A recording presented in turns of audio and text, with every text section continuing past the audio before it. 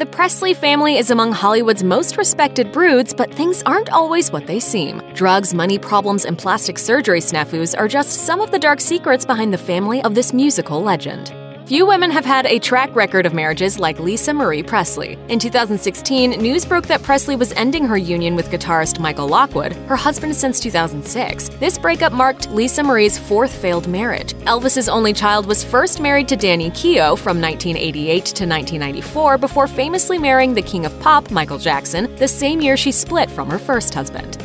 He's amazing. I really admire him. I respect him. I admire him. I'm in love with him.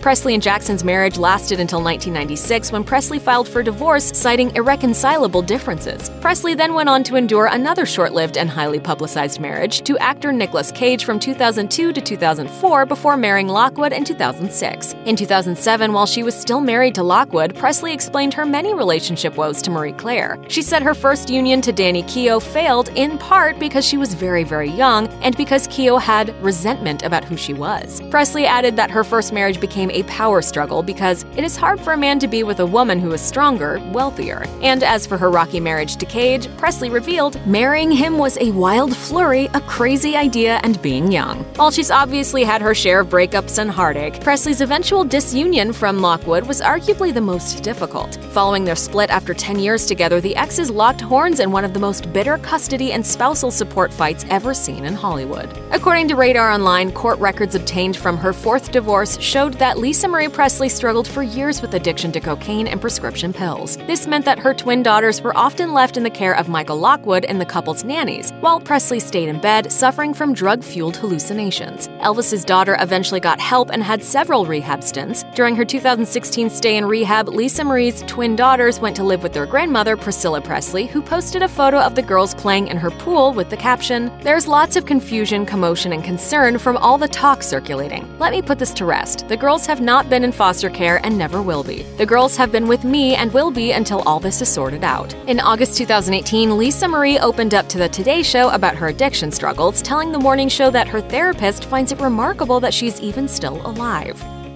I was not happy. And by the way, the struggle in addiction for me started at, 45 years old. Yeah. It wasn't like it was happening all my life. Thankfully, in December 2018, sources told The Blast that Presley had been sober for over 2 years and that she'd even maintained custody of her kids for months. Lisa Marie Presley and Michael Lockwood's messy divorce also ended up revealing that Presley had been dealing with some pretty serious financial issues. According to a February 2017 ABC News report, she rejected Lockwood's request for $40,000 per month in spousal support because her $300 million fortune was gone, reportedly thanks to debts owed to the IRS and various creditors. Billboard dug deeper into Presley's finances and discovered that her lawyer claimed that she owed the government $1 million in back taxes and was, quote, deeply in debt on a property in England. Presley had moved to the UK from Los Angeles in 2010 following the turmoil in her personal life. And a lot of things in my life changed, and I just needed to sort of get away as far as I could. However, Lockwood's lawyers countered Presley's claim of being over her head in debt, claiming Presley earns about $5.6 million annually from her late father's estate. An additional report by the Associated Press revealed that Presley receives a monthly inheritance check for $100,000 from Elvis Presley's estate, which also pays her directly with $4,300 per month. These monthly payments are the cherry on top of the 15% stake she holds in Elvis Presley Enterprises, which the Associated Press claims earns millions of dollars a year. Her father's estate also covers Lisa Marie's health insurance. Despite that seemingly steady stream of reported income in 2017, Presley claimed just 1 year later that she was $16.7 million in debt due to financial mismanagement by her business manager, according to People magazine. Shortly after giving birth to twin girls in 2008, Lisa Marie Presley acquired the help of a nanny by the name of Christine White. According to TMZ, White later sued Presley because she felt she was overworked without proper compensation. The suit claimed White was tasked with caring for the babies around the clock and that she worked 7-day weeks without being granted proper breaks by Presley. The following year, White dropped her case against the star mom, but not before Presley countersued, according to a follow-up report by TMZ. In her suit, Presley claimed White was fired after breaking her contract by allegedly taking, quote, over 165 unauthorized photos and videos of the babies, thus breaking the confidentiality agreement. That case was ultimately dismissed, and it's unclear if it was ever actually settled. However, Presley seemed to have the last word on the matter, claiming White's original suit was, quote, born out of utter greed and revenge because Presley had terminated her. Priscilla Presley competed on Dancing with the Stars in 2008, but it wasn't her jitterbug that had viewers buzzing. Presley's face had changed so much that even columnists for reputable outlets like the Chicago Tribune were writing hurtful things about her appearance. Like, at once puffy and yanked, Presley's face and its odd relationship to her neck often takes on the dimensions of a Picasso painting. Even Len Goodman would never dare to say something that harsh. As it turns out, the former Dallas star fell victim to a terrible so-called doctor who reportedly only wanted her cash. According to TMZ, Presley allowed an unlicensed physician named Daniel Serrano to inject silicone into her face at the cost of $300 to $500 per injection. Even worse, the chemicals Serrano injected into Presley's face weren't even meant to be used for cosmetic procedures. Instead, they were meant to be used on vehicles. According to Fox News, Presley later admitted that she had fallen hard for the scam. Serrano was eventually slapped with an 18-month prison sentence for importing the dubious injectables. While TMZ also reported that Presley had corrective work to reverse the damage done by Serrano, new cosmetic surgery speculation surfaced in 2016 following Presley's appearance on the British talk show Lorraine. Speaking with MSN about Presley's jarring new look, plastic and reconstructive surgeon Dr. Robert Stephen Mulholland noted, "Her cheeks are a little over-augmented, her mouth is a little pulled. She has had a good start but a bad finish." In her book Elvis and Me, Priscilla Presley wrote that she had just turned 14 when she met Elvis Presley, who was 24 years old and already an international superstar at the time. Despite the fact that Priscilla was barely into her teens, the pair started an intimate courtship that lasted 7 years before they eventually married in 1967. He was very lonely, and I occupied a lot of his time. I mean, he had an affinity toward me. You know, he had a great care for me.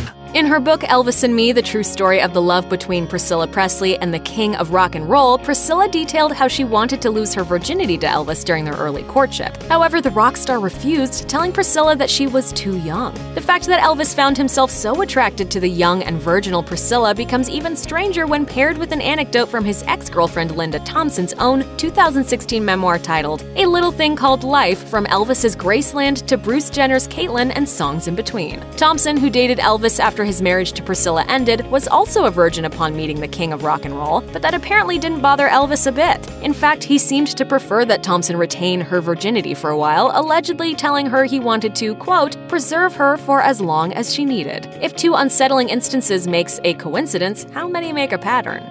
Speaking to Jonathan Ross in 2015, Priscilla Presley revealed that her late ex-husband was a serious germaphobe. In fact, Elvis Presley was so scared of other people's germs that he reportedly refused to use anyone else's silverware, even while dining at restaurants. Priscilla told the talk show host he never liked to go to people's homes to eat because he didn't like eating with other people's silverware, so he would take his own silverware. And he didn't like drinking out of cups that other people had drunk out of, even restaurants or other people's homes, so when he drank, he would drink where the handle was, knowing that no one would ever drink at that side. Although that interesting tidbit of knowledge had not yet been publicly known, Priscilla dished that Elvis had actually been that way for the majority of his life, telling Ross, I think he just didn't like to put his mouth where other people put their mouth, with silverware and things that you put in your mouth.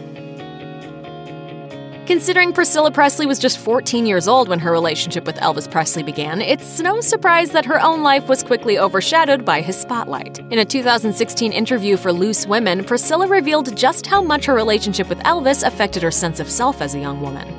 I didn't have my teenage years as a normal girl, obviously, so I had to adapt. Priscilla was willing to do whatever it took to be the ideal wife to Elvis. In her first ever interview in 1973, she dished to Ladies' Home Journal that she'd decorated the mansion she shared with Elvis exactly how he wanted it, even though his style wasn't her particular cup of tea. Priscilla told the publication, "You've got to do what a man likes, and he's not going to be happy with anything feminine, that's for sure." Despite Priscilla's efforts at homemaking, she and Elvis inevitably lived separate lives. Priscilla pursued hobbies like karate and ballet, while Elvis preferred to just stay home when he wasn't on tour. According to Priscilla, their conflicting interests and Elvis's intense superstardom caused the couple to live in what she described as a bubble. That didn't work very well for a young woman who never really got the chance to discover herself. Priscilla told Ladies' Home Journal, "I saw how Elvis had to be. I mean, so publicized. I could live my life and do what I wanted, but it was not possible for Elvis to do this. It was a shame." Though they were seemingly still in love, Elvis and Priscilla Presley just couldn't make their marriage work. According to the Memphis Press Scimitar, the couple's divorce was finalized on October 9, 1973.